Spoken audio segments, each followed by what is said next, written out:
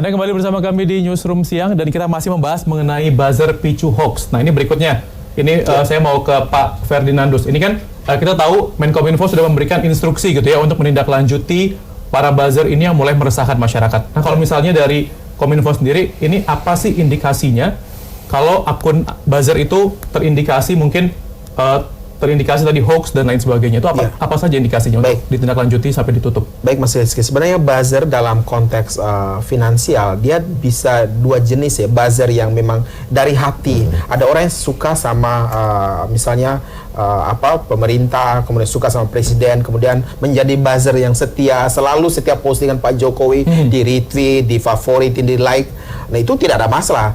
Begitu pula ada buzzer yang dalam perspektif kedua, ada buzzer yang memang dibayar dalam konten-konten tertentu, ketika mereka yang kontennya biasa-biasa saja, tapi kemudian ingin di-up, ingin menjadi perbincangan publik. Tapi itu kemudian mereka menggunakan jasa iklan atau jasa endorsement, dan kemudian itu pun tidak ada masalah. Artinya bayar sekalipun itu bukan dosa gitu. Artinya beriklan untuk kemudian mengangkat misalnya sosok seseorang, politisi, kemudian bisnis atau gitu prestasi, tidak masalah. Yang menjadi soal ketika dia melanggar sejumlah pasal pada Undang-Undang ITE, Mas Rizky. Undang-Undang ITE jelas terkait dengan informasi yang dilarang. Di pasal 27, 28, 29, ketiga pasal tersebut jelas tentang 27 ayat 1 tentang konten-konten yang berkaitan dengan pornografi. Artinya konten-konten pornografi di buzzering atau di distribusi itu sudah melanggar, sudah 6 tahun penjara. Di judi online itu juga kena, terutama yang terkait dengan fitnah, mencemarkan nama baik orang lain, itu pun masuk unsur yang kemudian harus dijerat dengan Undang-Undang ITE, 4 tahun penjara setelah revisi, sebelumnya ada 6 tahun penjara. 28 ayat 1 tentang kabar bohong yang berbahaya, yang merugikan pihak lain, termasuk di dalamnya hoax, itu pun 6 tahun penjara. Jadi unsurnya seperti Mas Rizky sampaikan tadi, di dalam konteks Undang-Undang ITE bukan hanya yang menciptakan konten pertama, bukan hanya konten kreator, tapi kita yang hanya menjadi endorser, buzzer yang hanya meretweet, mereply, mengkomen, tapi kemudian komen itu kemudian terkait dengan konten-konten hoax, mengancam orang lain, memfitnah orang lain, itu kita pun bisa dijerat. Itu kemudian secara umum regulasi kita sebenarnya sudah cukup memadai. Hanya memang persoalan di negeri ini bukan hanya soal penegakan hukum semata, tapi persoalan literasi digital, persoalan bagaimana kita menggunakan media sosial untuk benar-benar hal yang positif. Jangan sampai kita terjebak, bukan kita yang menguasai media sosial, tapi media sosial menguasai kita. Kita menjadi budak dari media sosial, yang akhirnya dalam hal tertentu kita bisa masuk jeruji besi tadi. Seperti kata Pak Jerry, bahwa jangan sampai jempol kita lebih cepat dari pikiran atau otak kita. Jadi memang harus hati-hati untuk tadi meretweet ataupun juga membroadcast gitu ya, pesan-pesan yang memang sudah beredar. Kalau misalnya Pak Jerry sendiri, kalau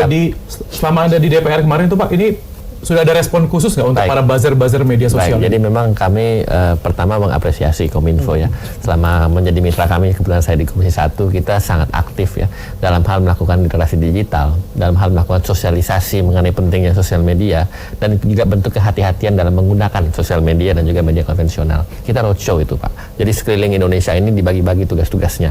Setiap anggota bersama dengan Kominfo ini melakukan sosialisasi. Dan ini saya rasa penting sebagai bentuk keberpihakan kami kepada kepedulian ya terhadap bagaimana itu kehati-hatian dan kewaspadaan dalam menggunakan media sosial. Nah, tadi saya ingin sampaikan, tidak hanya soal kecepatan jari kita juga lebih cepat daripada otak kita kadang-kadang, tetapi juga kadang-kadang ada keingintahuan atau mungkin ketertarikan untuk menjadi yang pertama dalam menyebarkan sesuatu. Yang paling update. Jadi kadang-kadang kita dapat berita yang belum tentu betul, dapat kabar yang belum tentu sah dan valid.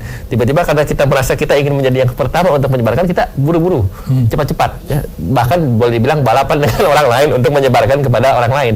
Nah, saya pikir ini yang berbahaya. Artinya gini, kita harus maknai ini sebagai hidup dalam hidup manusia sebagai makhluk sosial yang berinteraksi dengan masyarakat, yang kontennya itu juga bisa berpengaruh terhadap keberlangsungan hidup masyarakat. Seperti tadi yang Pak Firdan sampaikan, hal-hal yang sifatnya pornografi ya. Jangan lupa pornografi itu melanggar undang-undang ya, ada undang-undang pornografi, ada undang ITE.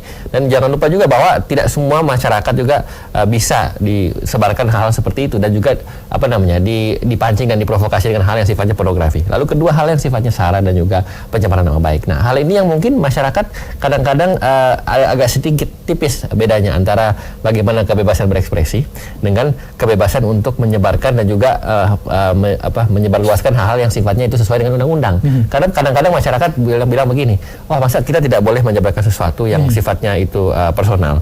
Padahal belum tentu yang personal itu sifatnya itu tidak mengganggu masyarakat lain. Bisa juga itu bisa mempengaruhi ya, dan juga mengganggu ya ketenangan hidup masyarakat orang lain ya. Seperti contoh begini, kalau kita bilang oke, kita mau memberikan informasi mengenai orang lain yang belum tentu betul validitasnya, tiba-tiba kita dengan cepat ingin memberikan itu dalam nuansa publik, suasana publik ya, dengan media sosial.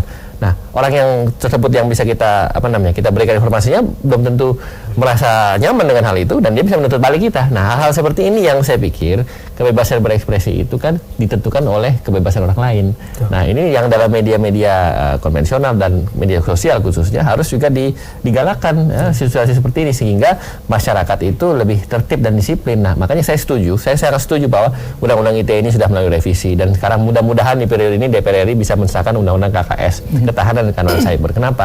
Karena saya pikir ini kuncinya adalah disiplin dalam masyarakat dan juga literasi digital yang memang harus berawal dari masyarakat dan mungkin dari keluarga. Dan keluarga saya pikir juga ikut membentuk kepribadian dan karakter anak-anak ya, khususnya generasi muda dalam hal tertib bersosial media, saya pikir. Oke, baik. Dan yang juga sempat menjadi perbincangan adalah mengenai buzzer bayaran. Nah, ini kita akan cari tahu lebih lanjut mengenai buzzer bayaran ini usai jeda berikut. Tetaplah bersama kami.